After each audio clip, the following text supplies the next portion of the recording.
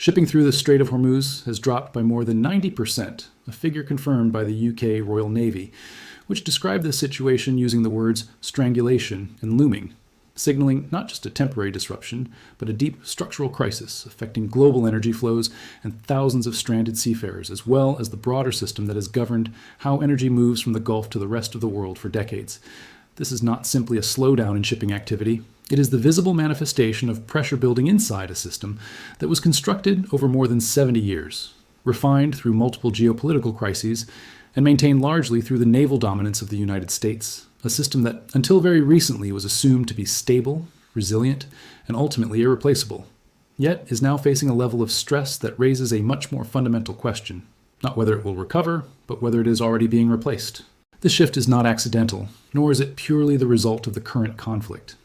It reflects a transition that has been developing quietly over time, shaped in large part by China, which has spent years constructing an alternative energy and financial architecture designed to function independently of traditional Western systems, reducing its vulnerability to external pressure while securing its access to critical resources,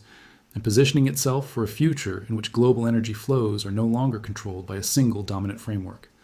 This long-term strategy has now intersected with a moment of crisis, accelerating changes that might otherwise have taken years to become visible and turning what was once a theoretical alternative into a functioning reality. That reality became clearer when Donald Trump stated on May 2nd that he was dissatisfied with Iran's latest proposal and was seeking a stronger outcome, emphasizing that Iran was asking for concessions he could not accept. Yet these statements were made in the context of a ceasefire during which Iran has continued to rebuild its capabilities,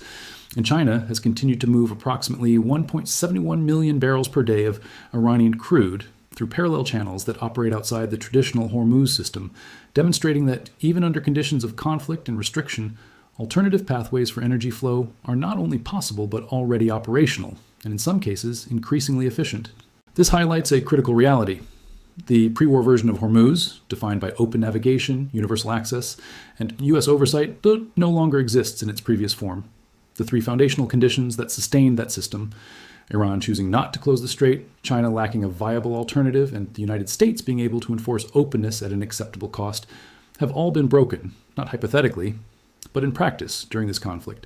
Iran has demonstrated that it can close or restrict access to the strait. China has demonstrated that it can maintain energy flows through alternative systems, and the United States has demonstrated that enforcing openness is far more costly and complex than previously assumed. In this emerging environment, China's strategy is not centered on direct confrontation, but on structural independence.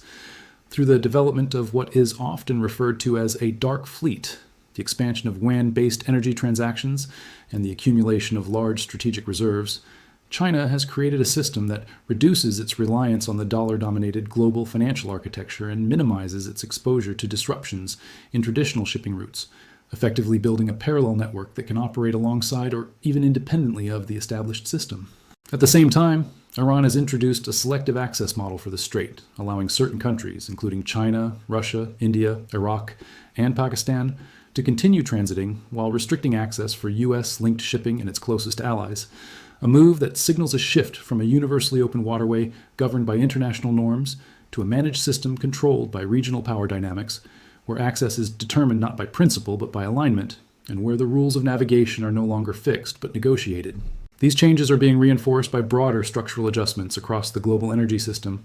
Insurance costs for shipping through the region have risen sharply, making routes economically unviable even if they are physically open, leading many operators to permanently reroute their vessels, while Gulf states such as Saudi Arabia, the United Arab Emirates, and Iraq have accelerated investments in alternative export infrastructure, including pipelines that bypass Hormuz entirely, ensuring that future disruptions will have a reduced impact, and that reliance on the strait will decline over time, regardless of whether it formally reopens. At the financial level, the transformation is even more significant. The gradual shift away from the petrodollar system toward yuan-based settlements represents a deeper reconfiguration of global energy markets, one that does not depend on conflict but continues incrementally through bilateral agreements, evolving trade practices, and the growing economic influence of China as the world's largest energy importer, creating a parallel financial system that operates outside traditional Western control and reduces the leverage historically associated with dollar-denominated trade. Some analysts argue that these changes are temporary and that the system will eventually revert to its previous state, pointing to the economic efficiency of established routes, the historical pattern of short-lived disruptions in Hormuz, and the deeply embedded nature of dollar dominance in global markets. These arguments are not without merit, as economic incentives do tend to favor stability and established systems,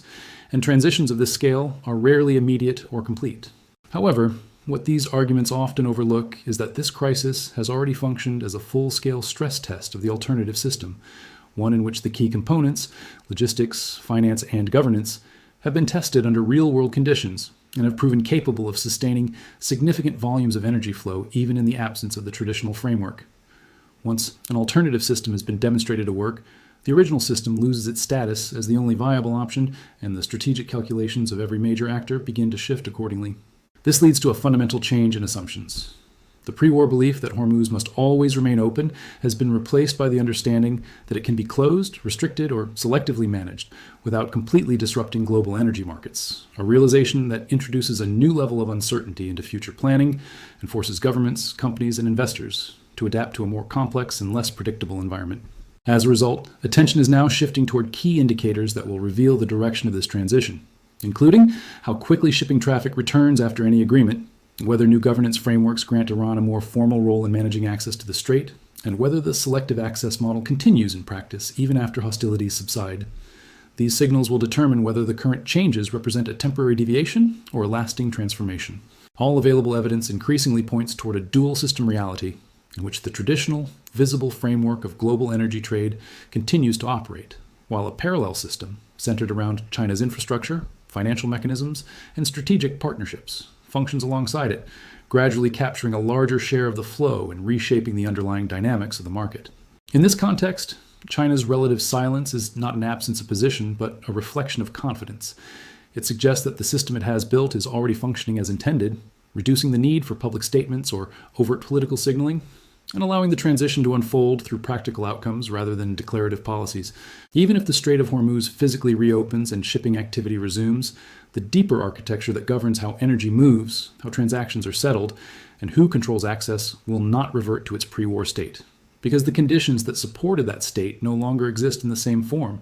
and the alternatives that have emerged are not temporary measures, but enduring structures. This leaves the world facing a fundamentally altered energy order, one in which power is more distributed, systems are more complex, and outcomes are less predictable, and where the most important question is no longer whether Hormuz will reopen, but which system, traditional or parallel, will ultimately define its future, because that answer will shape not only the trajectory of this conflict, but the broader evolution of global energy and geopolitical power in the years ahead.